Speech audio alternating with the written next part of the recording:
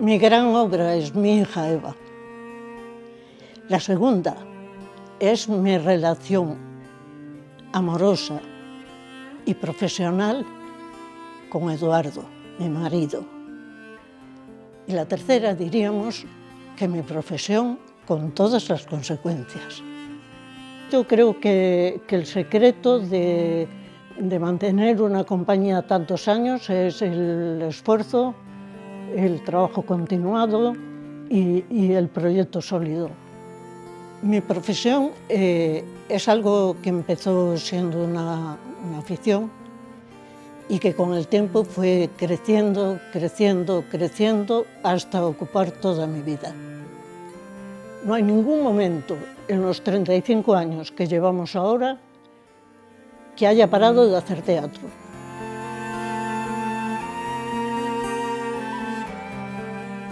Yo nací en Ferrol y nací siendo Luz María y según fue avanzando el tiempo, por abreviar, acabé siendo Luma. Ferrol era un sitio bastante cerrado, con muchos militares, un sector militar muy fuerte en aquella época. Hay que tener en cuenta que estaba la capitanía de la 8ª Región Militar y por otro lado un sitio lleno de obreros y trabajadores que eran los de Bazán y Astano, ¿no? Yo era hija de comerciantes y luego por lo tanto pues no estaba ni en un sector ni en el otro. Mi abuelo tenía una tienda de ultramarinos que luego tuvo mi padre y mi abuela una panadería.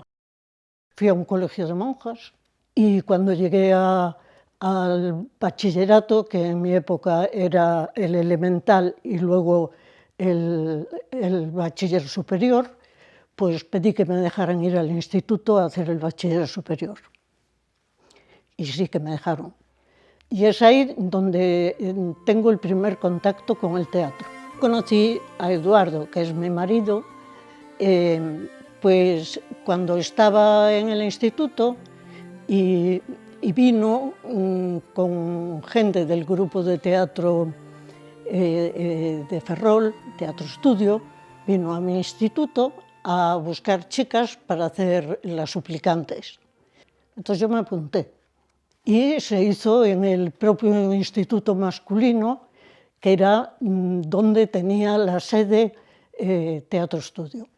Y es mi primera experiencia teatral. Ferrol a nivel cultural era el desierto. Solamente en el verano venían compañías de estas de festivales de España o como se llamara en aquella época, que traían así unos clásicos, unas cosas así de repertorio y tal y cual. Entonces varios de nosotros, que éramos así modernillos, los modernillos del pueblo, pues decidimos irnos a Madrid porque queríamos ver teatro y queríamos aprender a hacer teatro. Nosotros sabíamos que existía el movimiento del teatro independiente y queríamos integrarnos en él. Fuimos a Madrid y nos pusimos a trabajar. Teníamos algún espectáculo que habíamos montado ya en Ferrol y que mantuvimos en Madrid, reensayándolo y todo esto, y empezamos actuando por los colegios mayores de Madrid. Los circuitos que había en aquella época eran los colegios mayores en Madrid y después algunas universidades que tenían aula de teatro y algunas cajas de ahorro, ¿no? Es curioso esto porque ha desaparecido totalmente de las programaciones. Y así fue como empezamos y conseguimos no vivir bien, la verdad es que no, que medio mal vivíamos, medio otras veces estábamos bien. Y así estuvimos hasta la preautonomía en Madrid. Yo viví en Madrid algún acontecimiento muy especial, como es la huelga de actores, que fue en el 75, y fue, bueno, primero por los salarios, segundo por los horarios, por la doble función, ¿no? Que fue la primera vez que se conquistó el derecho a una sola función. Y bueno, pero Para mí fue espectacular participar en aquella huelga con todo el mundo dentro del sindicato vertical y ver gente que, por ejemplo, que venía a hablar Sara Montiel, estrellonas de estas tremendas, y que venían allí a apoyar la huelga, se subían a una silla y hablaban y decían, sí, compañeros, hay que ir a la huelga porque sí, porque nuestros derechos, porque tal, se ponían ahí súper reivindicativos un rato. Y para mí fue una experiencia, pero vamos, extraordinaria, porque además cambió la directiva del sindicato, en la cual se metieron Juan Diego y gente así, Tina Sainz y gente que era progresista, claramente, y entonces consiguieron transformar muchas cosas. Por ejemplo, que para tener el carnet de teatro tenías que estar licenciado en arte dramático o si no hacer el meritoriaje en un teatro. La gente del teatro independiente nadie tenía carnet de teatro. Fue que llegaron ellos y entonces fue que tuvimos carnet de teatro. Yo me fui a Madrid en el 71, más o menos, y estuve hasta el 77, sí, porque en el 78 yo ya estaba en Galicia con una gente que también estaba en Madrid, que eran gallegos, pero que se estaban planteando volver a Galicia. Entonces nos vinimos un montón, ¿no?, juntos, con la idea de también profesionalizarnos aquí. Y en el año 78 empezó el teatro profesional en Galicia, con el primer espectáculo profesional que se estrenó el Día de las Letras Gallegas. El espectáculo era Laudamuco, señor de Ningures, que lo dirigió Eduardo Alonso. Aquí había un teatro, vamos a decir, ruralista, sí, muy ruralista, creo que se entiende lo que quiero decir. Y nosotros queríamos innovar, queríamos hacer un teatro más moderno. Habíamos visto mucho teatro en Madrid, habíamos sido profesionales en Madrid y de algún modo teníamos un nivel de información que mucha gente de aquí no tenía, en todos los sentidos, tanto en la producción como en la realización de espectáculos, incluso en la distribución de espectáculos, ¿no? Porque cuando estaban los grupos aficionados en Galicia iban a los sitios, pero por el coste del microbús, luego les daban un pincho al final, ¿no?, una cosa así.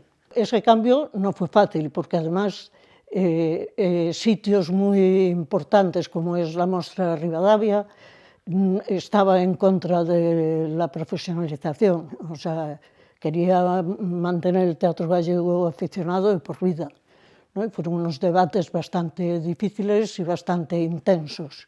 Tengo que decir que Ribadavia era un sitio en el que se hacían los espectáculos y posteriormente había un debate sobre el espectáculo. Era un sitio al que asistían muchos persoeiros, personajes entre comillas, del país, tanto del periodismo como de la literatura, como del teatro, digamos, gente como Alfredo Conde y gente así, Luis Álvarez Pousa, eran asiduos. La Mostra de Teatro de Ribadavia tomó la decisión de que iban a ser una mostra que solo aceptaría espectáculos en gallego. Fue transformador hasta tal punto que hoy en día a lo mejor existe una compañía que no lo hace en gallego, pero todo el teatro en este país se hace en gallego. Las compañías, pues hacíamos de todo, actuábamos, hacíamos la escenografía, la montábamos, la recogíamos, era un rollo interminable aquello. Llegabas, montabas la función, hacías la función, desmontabas la función,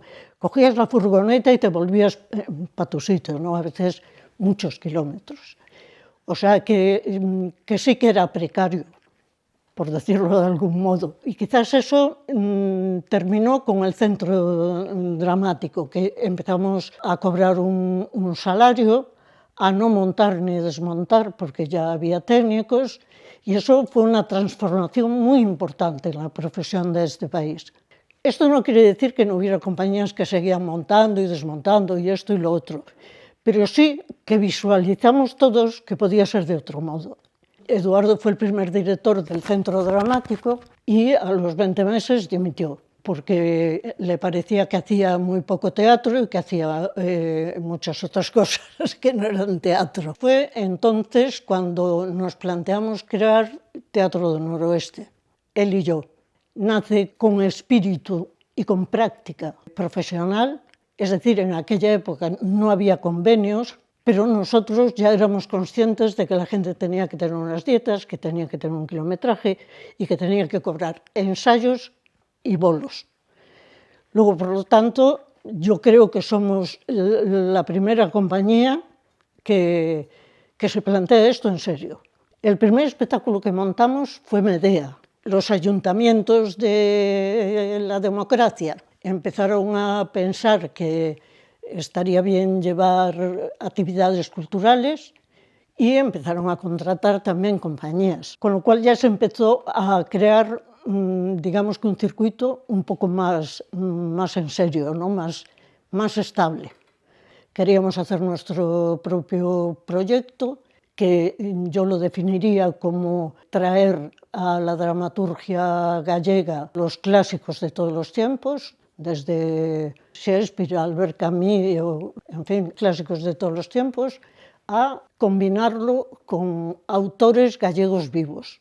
Y esa es, a grandes rasgos, la trayectoria de Teatro do Noroeste. Cuando Teatro do Noroeste cumplió su 30 aniversario, decidieron hacer una serie de actividades conmemorativas. Yo decidí aportar mi granito de arena y desde Chiripa nos decidimos a realizar una peli documental. Fue una experiencia muy bonita y muy emocionante. Por una parte, las entrevistas con mis padres, donde escuché todas juntas aquellas historias que llevaba escuchando desde niña. Por otro lado, los colaboradores habituales de Teatro Noroeste, que hablaron con un cariño y un respeto y un amor hacia mis padres y hacia la compañía, que fue espectacular.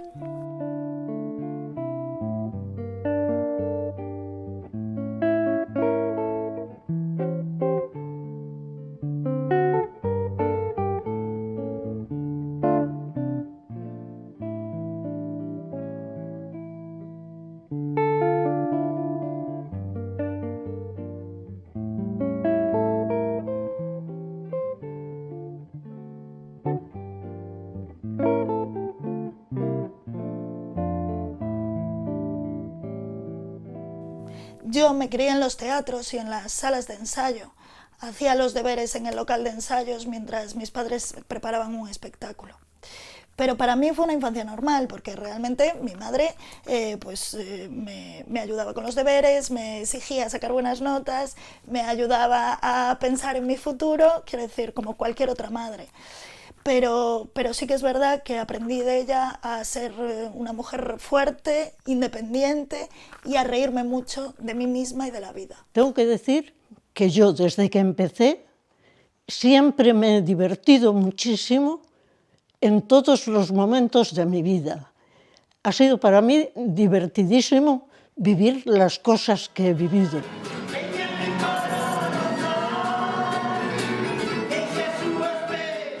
Imperial Café Cantante fue muy potente. Galileo, éramos 14 actores, un espectáculo grande. Glass City, más hacia el final ya, más hacia ahora. Hubo otros espectáculos, como por ejemplo Feirantes, que es sobre textos de Álvaro Cunqueiro.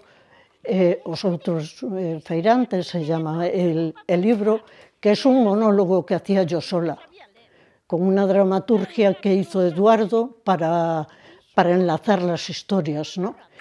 Y es un espectáculo en el que yo hacía de vaca, una vaca humanizada, claro está, que está ahí en el matadero esperando a que la maten y se pone a hablar con el público, pues sin saber muy bien dónde está ni lo que le va a pasar. Era muy bonito de hacer, muy tierno, porque las historias de Cunqueiro son también así de la Galicia mágica, ¿no?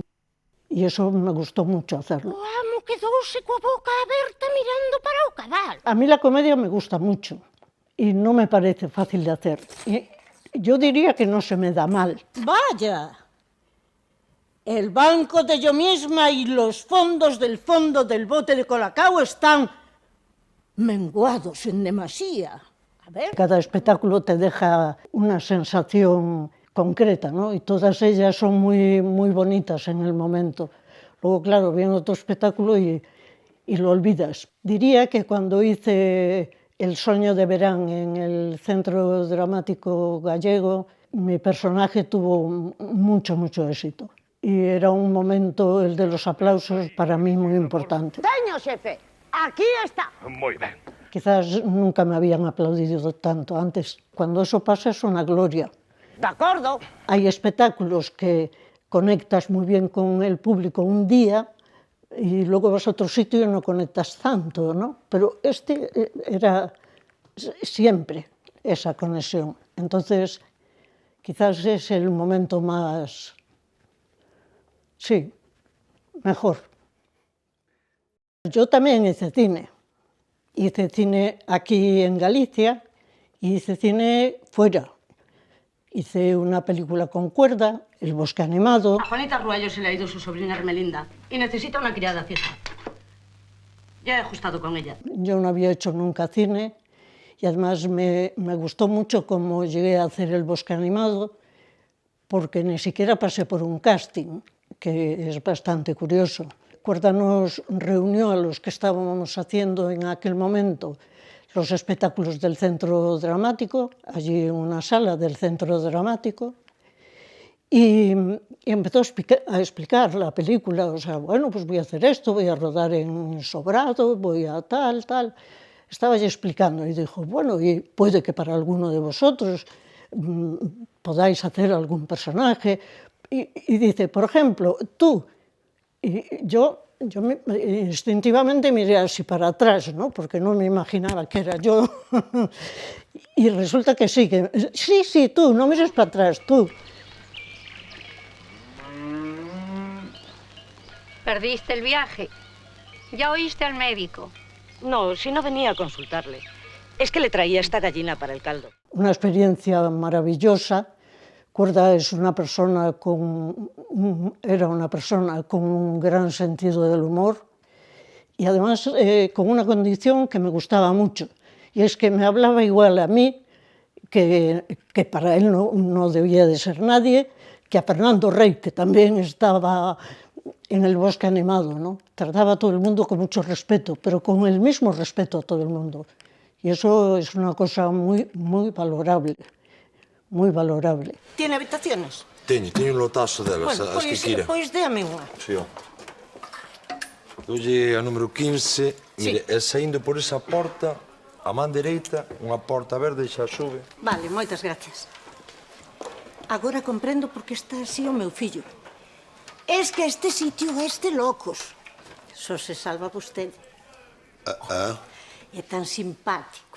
La mitad de las cosas no se las entiendo, porque claro, habla tan raro, un gallego tan cerrado, y yo, pues claro, habla tan rápido que no... En fin, bueno, ya casi me voy marchando, que se me hizo muy tarde y estoy cansada. Buenas noches, ¿eh? Hice televisión aquí en Galicia varias veces, varias series, y hice películas aquí en Galicia e en gallego. O Tribunal da Inquisición nace co cometido de reprimir as ideas e crenzas contrarias ao dogma católico. Ao longo de varios séculos, a práctica da bruxería levou a moitas mulleres á humillación, ao desterro e á fogueira.